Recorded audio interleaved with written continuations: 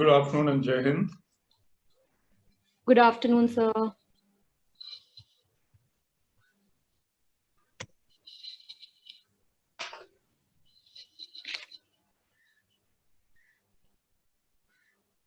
So we'll begin with the session.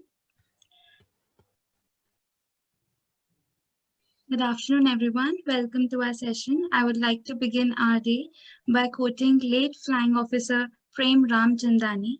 I regret I have but one life to give for my country.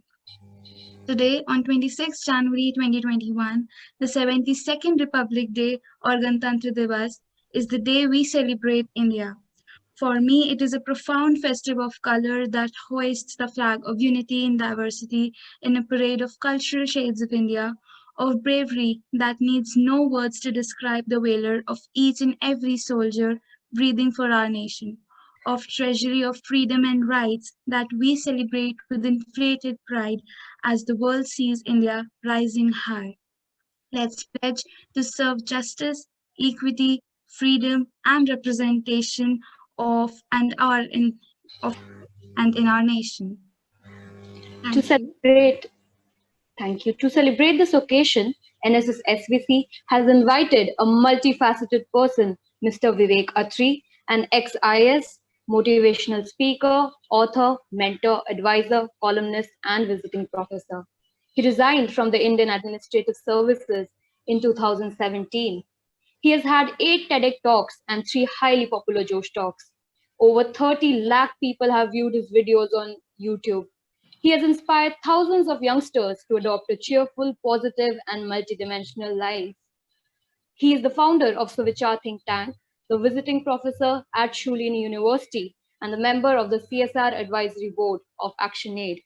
He addresses the audience from industry, academia, government on the nuances of leadership, good governance, emotional intelligence, life, people, and public speaking skills, meditation, calmness, entrepreneurship, education, and sports management.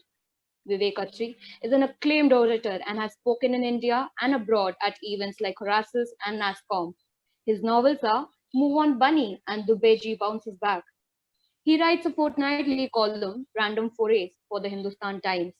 His new book is Finding Success Within 52 Life Skills for Young Indians. As DC Panchkula, he initiated projects such as Adar Samman, respecting the elderly. He was the advisor of KPMG and PwC on a 2-year sabbatical from the government. And this list goes on. We are enthralled to have you here, sir. Thank you. Should I begin? Yes, sir. Okay. Thank you very much and congratulations to all on India's Republic Day. It's a wonderful, wonderful day to celebrate India. And thank you for the wonderful introduction that both of you have given. It is a very inspiring introduction for the Republic Day. And thank you for introducing me also as whatever I have been able to do. That has been my joy and pleasure. So let me start by talking about India, and that is why we are here, and nation building is the theme. I know that you are a very prestigious college, and the NSS, as you have told me, is organizing this. It is wonderful that you are doing this together and coming together like this. Although we are in electronic mode, we are not in the hall or anywhere in the college. But however, it is still something good and something very heartening to see that you have you are all volunteers of the National Service Scheme. I remember myself as a student doing some work for NSS, and I also wanted to be part of NCC, but I was also part of Scouts. I remember Cub Scouts. So it was wonderful growing up in India, and I also had the opportunity to live 3 years abroad in London as a child. And that's where I think I picked up my English and my writing and my speaking. But I think India is lacking nothing when it comes to education. So let us start but with the larger picture. Mahatma Gandhi was the father of the nation. Today, if you think that Mahatma Gandhi is still with us, and if we are inspired by him to the extent that you feel close to Mahatma Gandhi, even though he was assassinated all those decades ago, it is still possible to gain inspiration from a personality such as Gandhiji. Because if you look at his virtues, and he was the apostle of non-violence, of peace. He was so inspiring and is even today that there are scholars, there are freedom fighters in other countries, there are thinkers, there are writers, there are authors who gain a lot of inspiration from Mahatma Gandhi's writings, his life and his work. If you look at how he was virtually thrown out of a train in South Africa for the color of his skin, and then how he came back to India and led the movement against British rule and gained India independence ultimately, and how at the time of independence, he was in rural areas, in villages or in small towns at the border trying to pacify people who were feeling, disturbed and hurt and angry at the partition.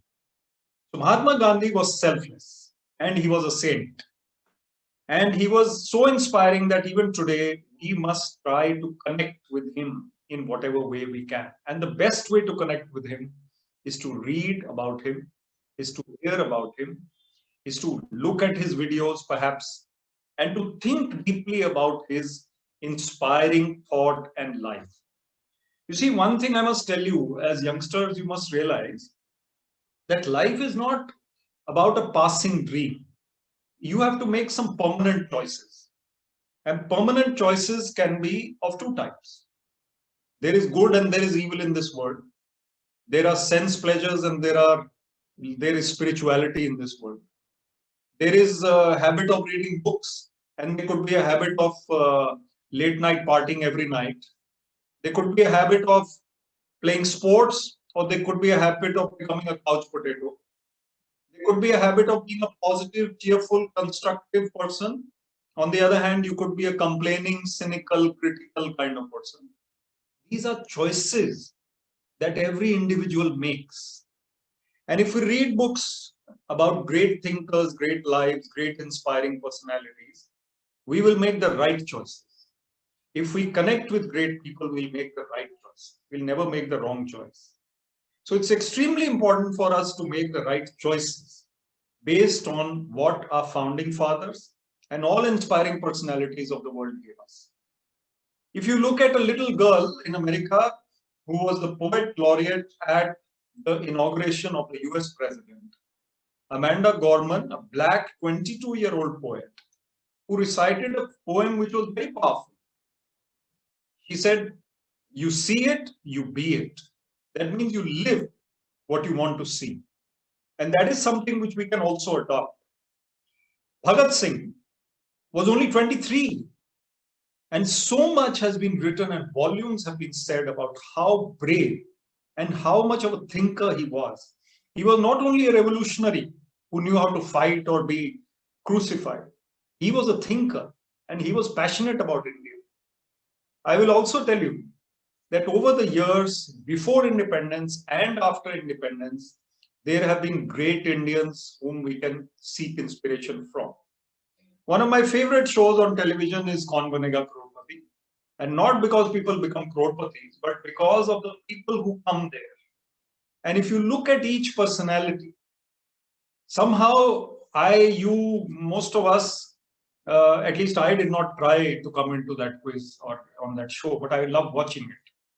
The people who keep trying and ultimately reach that hot seat are common Indians. I don't think any other platform today gives us an insight into India as that TV program. The reason why I'm mentioning it is, from Bengal to Gujarat, from Kashmir to Kanyakumari, you will find Indians who have differences, yet so much commonality. The great nature of India is exhibited there, the great simplicity of India, the great culture of India, the youth of India, the women of India, the men of India, elderly people, young people, the diversity. And if you see, they are all humble people. The great quality that India has is that Indians are normally not arrogant, pompous people. There are people who are like that, but then there is a saying, the exception proves the rule. If 99% of India is humble and 1% is arrogant, it doesn't mean that the whole of India is like that. So we have to understand that the common Indian has certain values. Where have they come from? They have not come from 1947 only. They have come from centuries of depth, of tradition, of culture, of so much of thinking. Our great saints who wrote the great scriptures of India, of any religion, they have been our founding fathers actually. India is not only 1947. India is an ancient civilization. And by becoming a republic, India formalized and structured its governance, its system, its ethos, the way we will think. The Constitution of India is a great constitution. It has not only stood the test of time, but India's republic has been strengthened. We know that in India, largely, people have a voice. People can speak. The media has a voice. The judiciary is independent. The legislature has independence.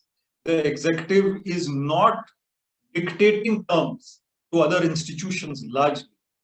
India as a system, as a democracy, has not only survived, it has flourished.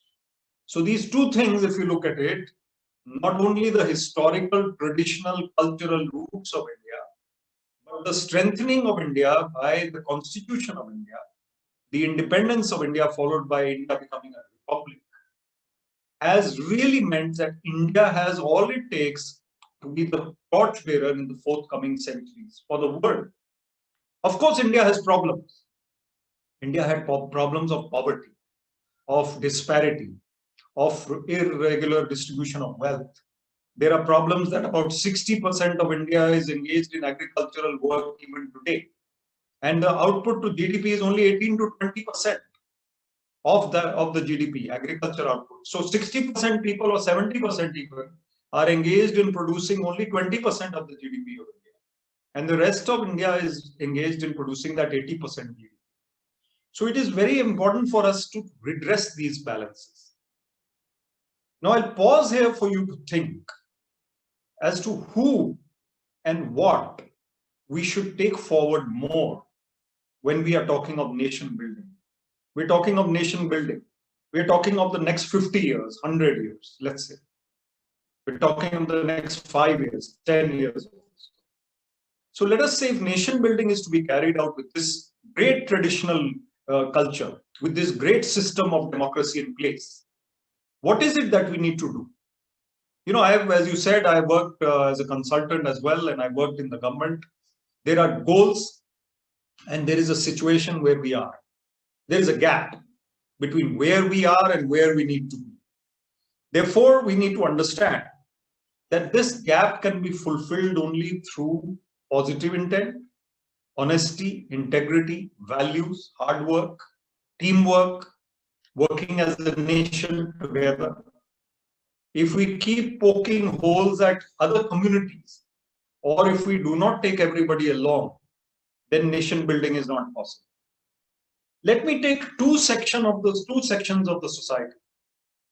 Let's take the women first. I notice a lot of you are girls. The point is, perhaps all of you are girls. The point is that girls and women have traditionally been stronger than the men. I know for a fact, I have seen families, I have been deputy commissioner of a district, many of you may be UPSC aspirants also. I have seen for a fact that women of India have been resilient. Why has the family survived in India?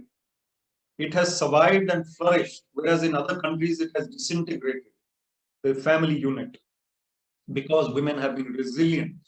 Over the centuries, with a male-dominated society, the women of India were able to hold their own, even if they were oppressed. They did not set the family on fire or run away to their parents' home or whatever it was. They suffered in silence. They deserve a medal, which is the biggest medal in history of the world, for just being so mentally strong. A male-dominated society where women, if you have seen that film, what is it called? Yeah, it's called Sant Ki Aankh. It's a very rare name. When I saw this name, I thought it's some kind of silly film. I didn't want to watch it. But then I realized that Sant Ki Aankh means bullseye. Now, bullseye, what is bullseye? If you have watched that film, these two ladies from a traditional male-dominated family, played by Tapsi and Bhumi, they become shooters. And they, on the sly, there is a word in English which I like to use because I'm an English writer, surreptitiously. Surreptitiously means on the sly, without telling anyone. They were practicing their shooting. And they were so good that one young man would take them to competitions. And the man of the house, the leader of the house, would not even know. But they would go there and win the championship.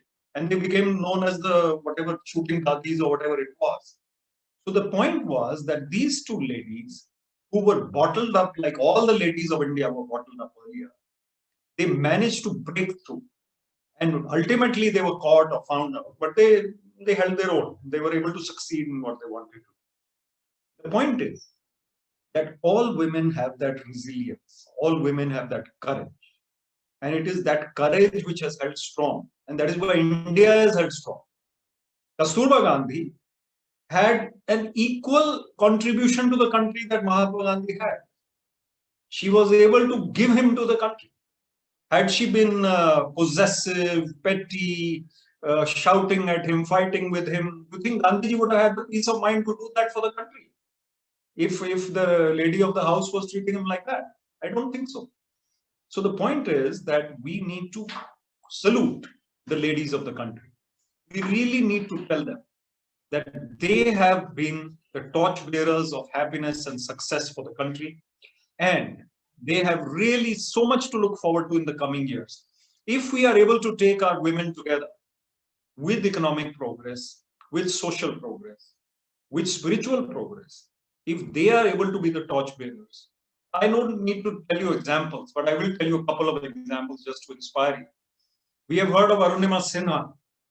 Arunima Sinha lost her legs in a train accident. She wanted to be a volleyball player. She became a mountain climber with artificial legs. And she climbed Mount Everest. And she's written a book now on that. So inspiring. Then you look at the 4 young ladies who flew the first flight from the US to Delhi. 4 pilots, Air India flight, over the Antarctic. And there they were. And how over the Arctic Ocean, I guess. Arctic Ocean, how brilliant and how strong and how courageous.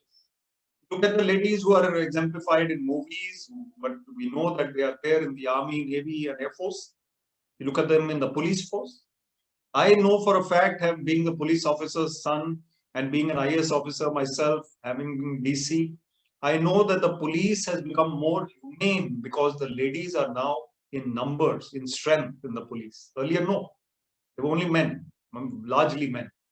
So now you find the softer, gentler, more friendly, empathetic face. It is very important for India to take the ladies and the women at the forefront in order to do nation building of any constructive kind. And the second category is the youth. The youth of India, whether they are girls or boys, they need to be taken forward by the hand by those who are powerful, by those who are in position. Large corporates, government, academic institutions, philanthropists, NGOs, UN agencies, Indian agencies, anybody who can help the youth to develop their skills better. Now, many people ask me, why did you resign from the IAS? Nobody resigns from the IAS. Everybody wants to be in the IAS. So I was there. I was in the HCS and IAS for 26 years. And I had 10 more years to go. I didn't want to stay there because I wanted to do what I'm doing today. I want to motivate the youth.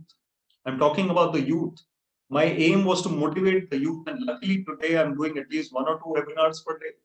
When the lockdown was not there or will be over, I'll be traveling all over India to speak, which I did earlier and I will again. My aim is to motivate, inspire and energize the youth. Because the youth is under pressure of competition, of expectations, of parental pressure, peer pressure, teachers pressure, college pressure, school pressure, all kinds of social media pressure. Social media shows people who are perfect in every respect.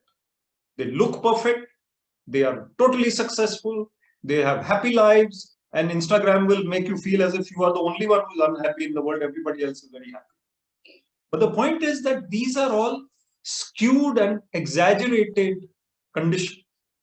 So I will only post my happy pictures. I will only post my good-looking pictures. I will not post a picture where I'm looking funny or something. So the youth feel that this particular icon is so famous, so popular, so perfect, and I am, something much lesser than this person. So the expectation is such that the youth feels a little depressed or despondent or low. And everybody cannot be looking like that or behaving like that or being as successful. Everybody cannot come into the Indian cricket team. We know that 20 boys or players played the Australian series right now. We know what happened at the Gabba and how India won. But only 20 out of 20 million cricketers who want to play for India, and girls as well as boys, I would say only 20 made it to that series. So everybody cannot be on top of the world, but everybody can be happy. And the youth needs to understand that. So my endeavor and aim is to tell the parents, first of all, that parents need to take a chill pill. I have written this piece. I've written it in my column, Random Forays. Parents, please take a chill pill. Don't be so pressurizing your kids. I know that all of you are students and your parents. You go and tell them that Vivek Atray said, please take a chill pill. The point is that parents need to love their kids, which they do. Of course they do. Without pressurizing, encouraging, hand-holding, guiding, advising. But the youth also needs to understand that the parents want the best for them. That impatient reaction, that distance which is created due to some angry outburst or whatever at both sides needs to be resolved. Two people or two sets of people who are in the same family should respect each other, not take each other for granted. And that is how the youth can progress. Parents and youth should work together. They are one team. They are not in opposing teams. And teachers have the role of inspiring the youth and guiding them and advising them. I will say something before I close because I know that you want an interaction. There is a very important factor in nation building. That is not to take things for granted. We just saw when I said that parents and students, children should not take each other for granted. If we take a country for granted, if we say that, okay, this is already available, it's okay. We want to be like Switzerland or Singapore. No. Again, everybody cannot make it to the Indian team. Everybody cannot make it to Bollywood hero, heroine. Everybody cannot become the prime minister. Everybody cannot become Singapore and Switzerland in terms of facilities. But India has something which none of these countries. We need to understand. We have variety. We have unity in diversity. We have depth of culture, tradition. And there are so many things which are Indian, which are the best in the world. We know it. Our brain power is probably more than any country in the world. Nobody can think like Indians. There's no doubt about it. I'm going to read out, before closing, a poem by Paramhansa Yogananda, who is the author of the autobiography of a yogi, one of the greatest books in the world. And he was a spiritual guru, a leader. The government of India has honored his birth centenary and 125th year by postage stamps in his honor. And it is really my proud privilege to be reading out this poem because I'm also the chairman of the Yogananda Center for Theology at Shulini University in Solan. I am a visiting professor there. Of course, I have a lot of other hats which I wear, and I will be very happy for you all to be connected later with me. I am on social media and all other platforms. But this poem gives me joy and pride. It is called My India. And there is nothing better that I can read on Republic Day. Of course, Lata Mangeshkar's song, Mere Watan Ke Logo, is something that inspires me also. And if you haven't heard it today since the morning because you are busy with this webinar or whatever, please hear it by the evening. Mere Watan Ke Logo by Lata Mangeshkar. I won't sing it for you today, but some other time. Okay, My India. Better than heaven or Arcadia, I love thee, O my India. And thy love I shall give to every brother nation that lives. God made the earth, man made confining countries, and their fancy frozen boundaries. But with newfound boundless love, I behold the borderland of my India, expanding into the world. Hail, mother of religions, lotus, scenic beauty and sages. Thy wide doors are open, welcoming God's true sons through all ages.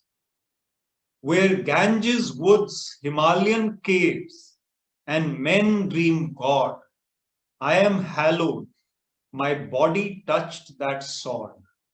Paramahansa Yogananda, author of the autobiography of a yogi. I am so inspired by this that we should realize that we live in a great country. We should never downplay, criticize. Everything seems to be chaotic around us in the world, in India at times. You read the news, you listen to TV channels. I won't name the journalists, but they all make us feel bad about things. But what we need to do is to connect to the real truth. And maybe 10 years, 20 years down the line, India may actually be the #1 country in the world. And this is nothing to do with political leadership. It's nothing to do with any other leadership. It is only to do with the people of India, the youth of India, the women of India, the men of India. Thank you very much, and Jai Hind, and I'm very happy to have addressed you, and I'm very happy to take questions. Yes. Thank you so much, sir, for your inspiring words and the poem, of course. It was a pure bliss to hear you, especially when you said that we can reduce the gap by pure intent and honesty. It brought a wave of zeal inside all of us to do great in life and to good to others. And I'm sure the audience must be feeling the same. So please, all the audience can drop the questions in the chat box to Misha, and we'll be addressing the same. Till they do that, sir, I have a question in mind.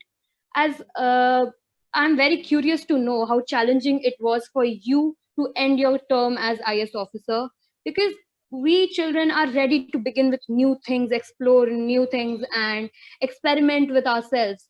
But when it comes to ending an ongoing chapter, we have some fears. So, how did you beat those obstacles, all the financial and social pressure at this age? Yeah, so I'm very excited when somebody wants to be an IAS officer or IPS officer or a state civil services officer or any civil service. It's a great aim, it's a great goal, it's a great career. And personally speaking, I was probably one of the happiest in the service. I had a lot of goodwill, I had a lot of respect. I had, of course, I had power, I had status, I had everything. And I spent 26 years in the government, even though I don't look that old, I hope. But the point is, I spent 26 years. And when I resigned, I realized that I can be very comfortable for another 10 years here. But I have more to do in life. And when I decided to become a motivational speaker, I had already got a couple of TEDx talks in service. Later, I got 6 more. And I may have more soon. The point is that the level of motivational speaking in India is, let's say, so-so. I needed to add my bit. I am one of the speakers. There are 20, 30 like me who are doing their best, at least at that level. And it is important for all of us to come out. We need another 100 of them, actually, or more, even though video is there, social media is there to share all these things. But I realized that I need to be one of those speakers. In service, I was a speaker. I became a speaker, as in not the Lok Sabha speaker or Vidhan Sabha speaker, but a motivational speaker. I wanted to design because I wanted to be reaching out to the youth through my speeches and writings. And I'm also advisor to a couple of universities, as I said. So I took care of my planning. I planned for 3 or 4 years before resigning. But let me tell you, I mentor a lot of students who want to enter the IAS till today. And I have an academy also, which mentors them. And I'm very happy to mentor anybody from you who is keen to join the service.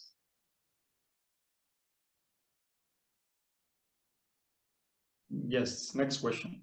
It was great to hear about this, sir. It was really inspiring.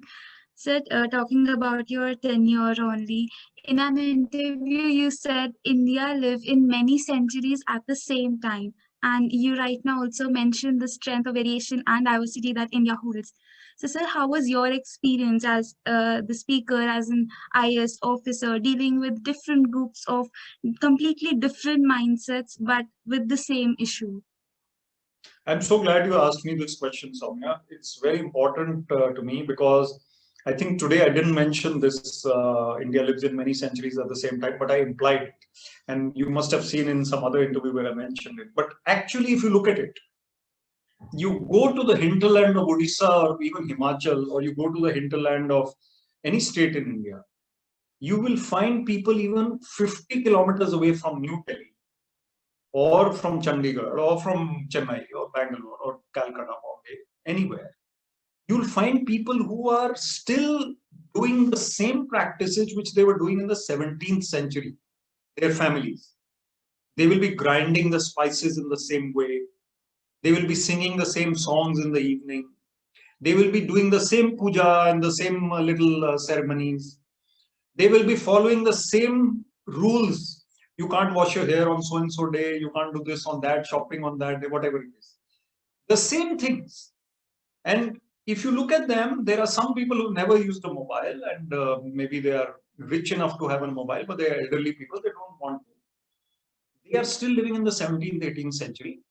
And some of them, unfortunately, may have negative mindsets or positive mindsets, depends on their thinking. But there are people even today in Delhi, Bombay, Chandigarh, or Bangalore who are living in the 22nd century already. And they have all the gadgets that they need. They are connected to the world. Their thinking is very forward. So India lives in all these centuries at the same time. But for me, as you said, as an IAS officer, I was able to meet the pulse of India. The pulse of India is not, unfortunately, you or me.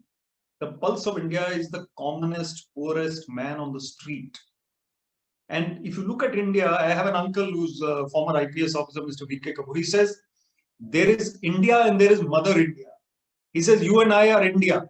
He says, oh, Mother India.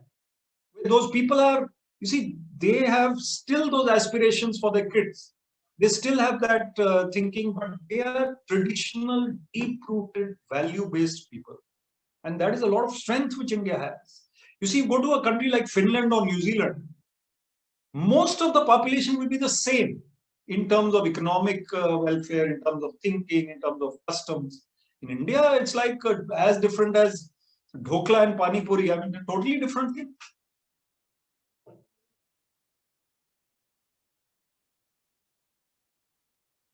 Did I answer your question? Indeed. Yes, sir. Yes, sir. You did. Indeed, Okay, sir. next one. Yeah. Okay, so we have one question from Nandini. How can we make people realize that there's a difference between disagreeing with politics and disliking the whole idea of staying in a country?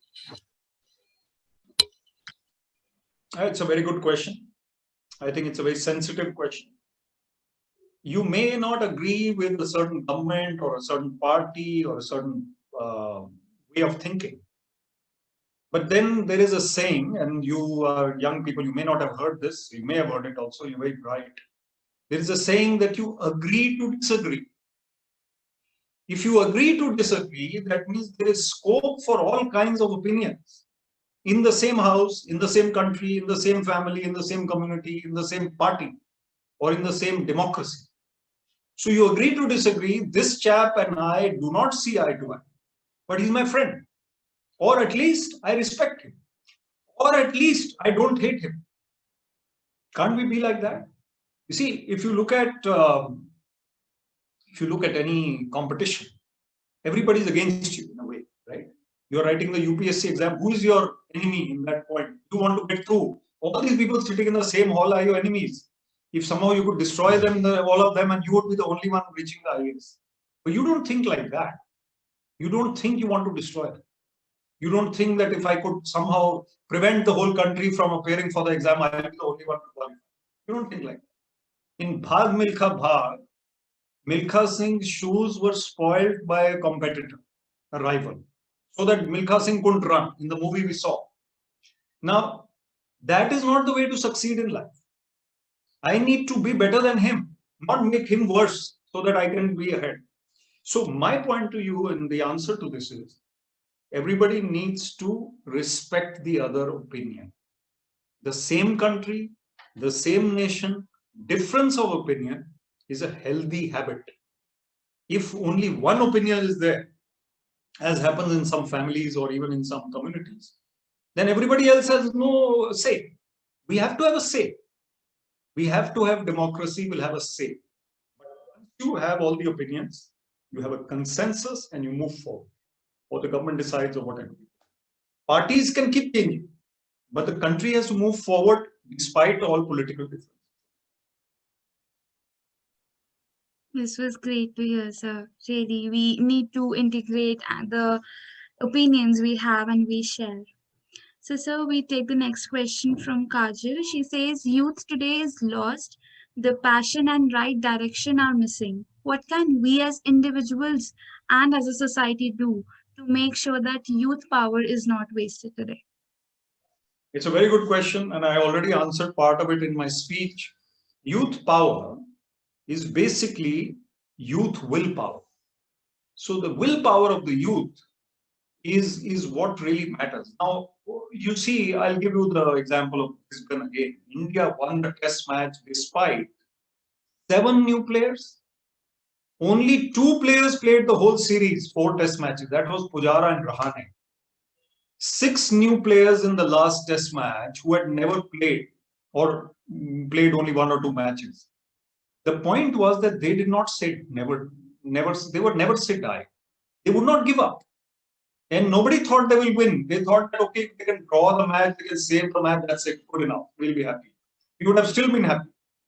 But these people didn't. They had willpower. They had capability. They had resilience. They had the mindset. It was positive, constructive, strong.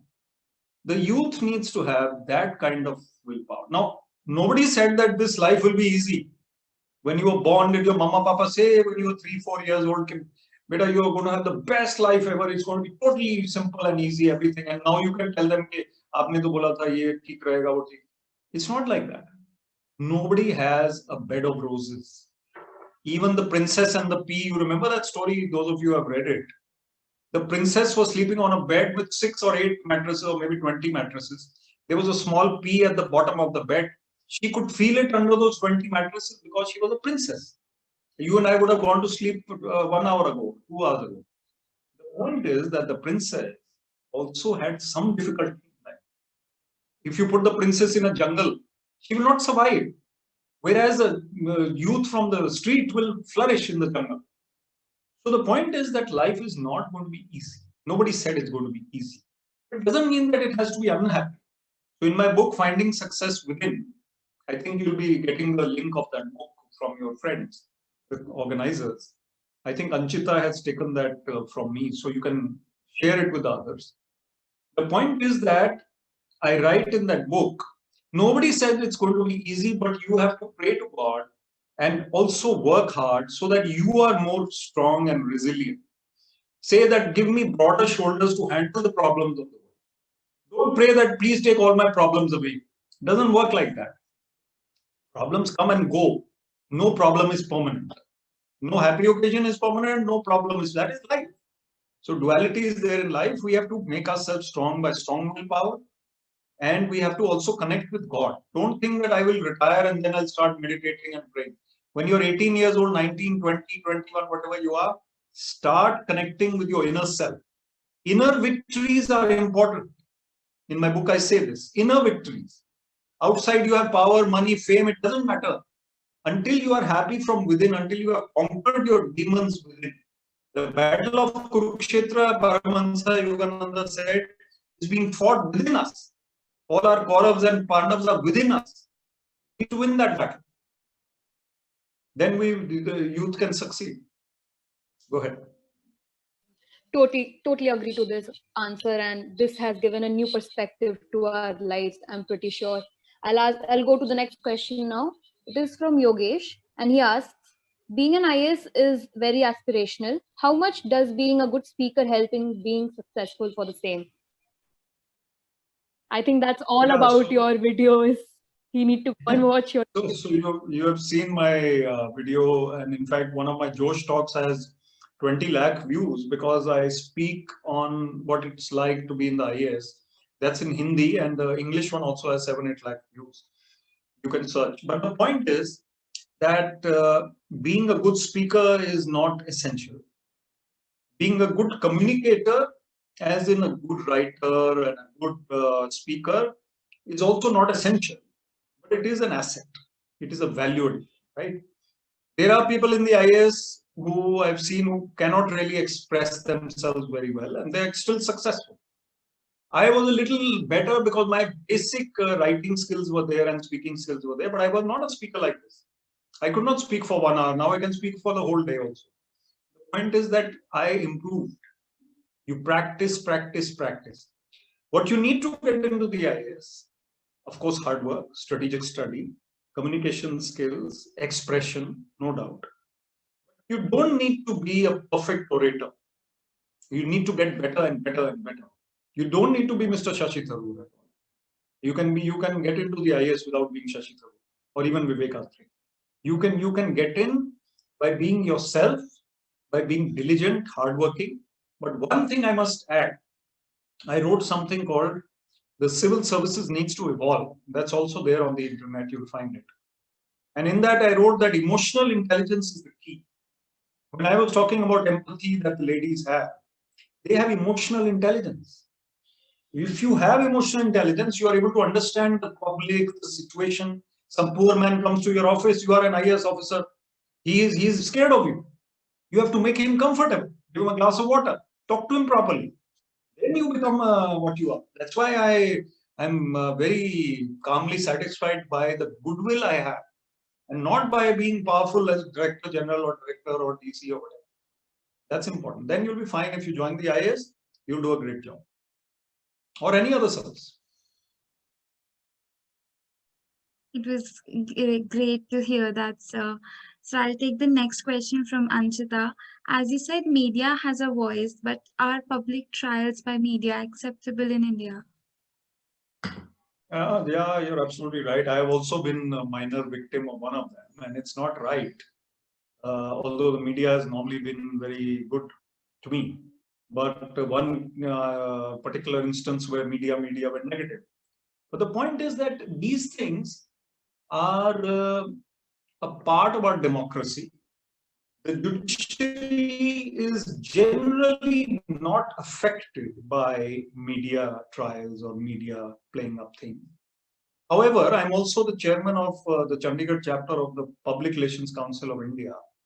And we have had a seminar on the fact that the media is actually playing a role in reducing the happiness index of the citizens by giving only negativity and only, vitriol and acid and caustic kind of thing and negative kind of things.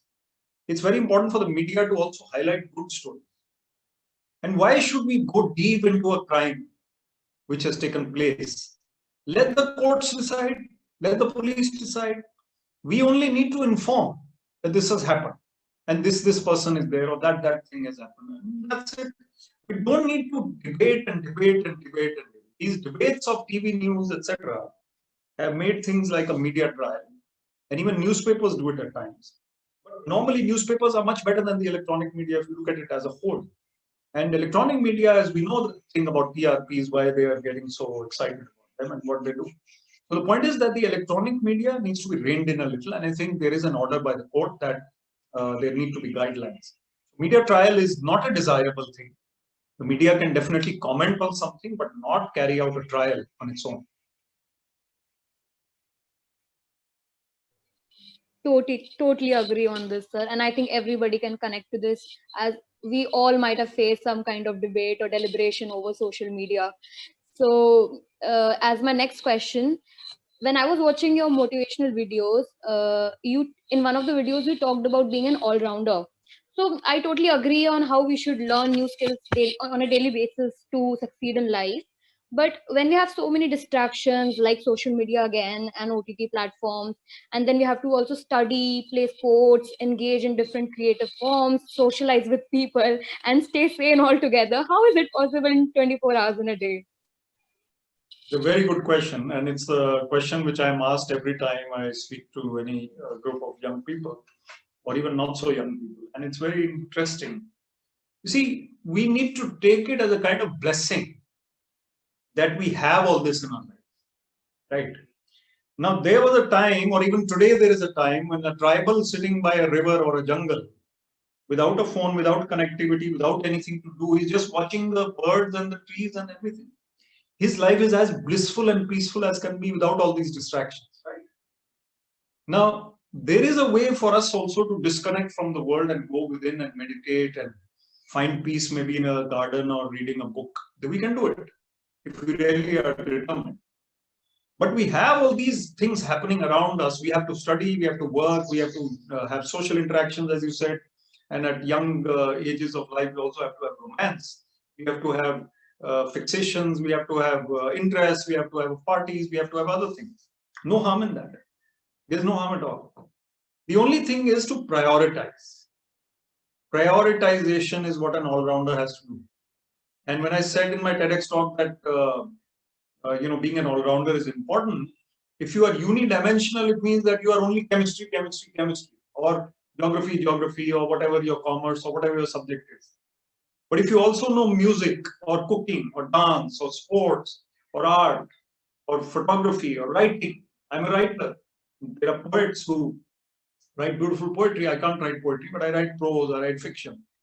So the point is that something creative needs to be there, and it adds value to you. The other things need to be prioritized. So if I go to a wedding and I spend 3 hours, to answer your question, I spend 3 hours or 4 hours there, and then Delhi is a place, or wherever you travel another 1.5 hours to get there and come back, the whole day is gone. Or at least half the day, Sunday is gone, let's say. If I spend only 1 hour there, I had to go, but I spend 1 hour. Somehow I manage my meal or whatever it is, and I come back and I read a book, I watch TV, I finish that report which I had to make, or I spend time with the family. It may be better for me. Many a time we are spending too much time on social compulsions. And of course, it is a very obsessive habit to be on social media. Even I live on Instagram a lot. People live in Gurugram and we live in Instagram. But the point is that Instagram is a place where we have to somehow detach ourselves and realize, okay, I have 20 minutes for Instagram. Not more than that. Then 12 o'clock means I switch off and I go back to my studies. So if you are disciplined and you are you prioritize and you are good at time management, what is more important for you in life? You have to spend more time on that. Discipline is the key. You have to be. Even I am indisciplined at times, but most of the time, hopefully, I'm disciplined. I'm human. You are human. We will make mistakes, but we don't keep on making mistakes all the time. Indeed. So we have to be really disciplined to carry out with our lives and head in the way to great success. So there's another question from Nimisha. So being an ex-IS officer and then motivating the youth about working towards a stronger nation, there might be questions thrown at you, which, if not handled sensitively, might cause repercussions. So how do you make sure to be politically correct? Yeah, so even now, if I'm asked a question about a political party or about something else, or even in office when I was DC or director of something and I was asked a sensitive question. So there are ways of doing it. Now, I have been director of public relations and I know exactly how to handle it, but many people don't have that experience. So I would say that, okay, these are my personal views, right? But these are not my official views. And that is one way to do it. And then the reporter will not write something, for example, that Vivek Atray said this about the government. I can't be quoted like that because I've told him that, no, this is my personal view that they are not doing it right, but officially I can't say that. So that is where you are prudent and you are sensible. You may be passionate about something. You may be passionate against something, but you cannot allow your passion to dictate when you are in a position of responsibility. For example, a parent who is very upset, a father, let's say, is very upset at somebody else. He's had a fight with the neighbor. But in front of his children, he's not going to, start swearing at that neighbor. He shouldn't. The point is that we know when to say what, and that is emotional intelligence. So I think when a ticklish question comes, you handle it as best as you can, but you safeguard your future by not going overboard. And here, for the questions that you are asking me, I'm comfortable because, firstly, I'm not holding a position at the moment of authority. So I'm not. There are no stakes. I can say some things as Vivek Atray. I don't need to be director of so and so and on. The other thing is that most of the time, honesty all the time rather, honesty will work. You say the right thing, and then you be sincere, and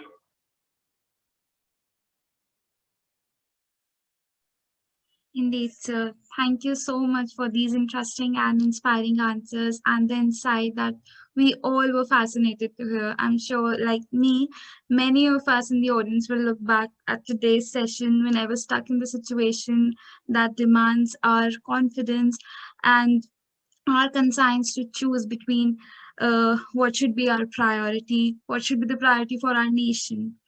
Thank you, sir, for taking out so much time for us and to give us a wonderful session. And I would like to thank the audience for being so patient and delightful. So, thank you, sir. welcome, and it's a wonderful opportunity for me to address. I saw about 115 students on the call, and they didn't leave, so I'm very happy that most of them stayed on. And I also saw a lot of heard a lot of interesting questions, well-thinking questions, well thought out. I would be very happy to mentor you all, and don't hesitate to contact me. I'm very responsive to all young people who write to me. I always reply. LinkedIn, Instagram, wherever you feel. Facebook, I don't normally respond, but Instagram or LinkedIn, I will respond. And my book, as I said, is Finding Success Within. You'll get the link. My Instagram ID is not difficult to find. If you see my spellings of Vivek Atray. And I'll be very happy to mentor you in the future. Let's build a nation together, which is a strong nation and a happy nation. Ultimately, happiness is the goal of life. Never forget that. All the best, and Jai Hind.